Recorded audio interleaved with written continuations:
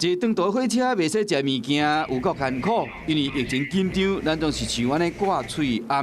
若是讲会使甲病毒共存，无的确会使像正平这个画面安尼食物件。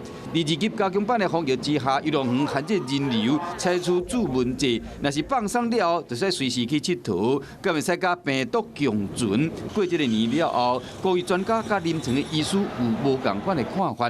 依照国内外相关研究，欧盟可能的可传染期缩短，甲进前流行阿尔法病毒比较起来，将互期缩短2-3天，而且传染期嘛缩短将近10天。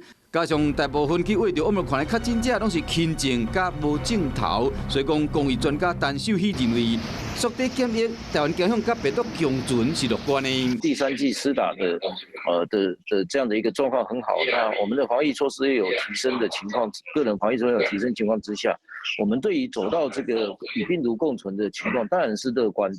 不过以台湾的地理环境来看，感染科的专家黄国斌认为，若是岛国加上经济拢外口进出口，只要病毒一日入来，就真够摊。所以讲现阶段台湾甲病毒共存要差一站。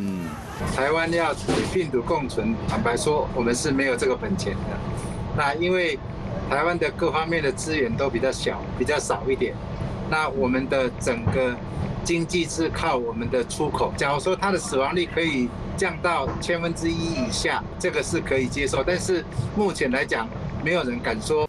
无的确，咱袂像欧美国家安尼一爆发就几千例、几万例，不过慢慢开放，这是国际间的趋势。要怎伫经济甲民生处理平衡，过使甲国际连接，指挥中心敢若有答案啊？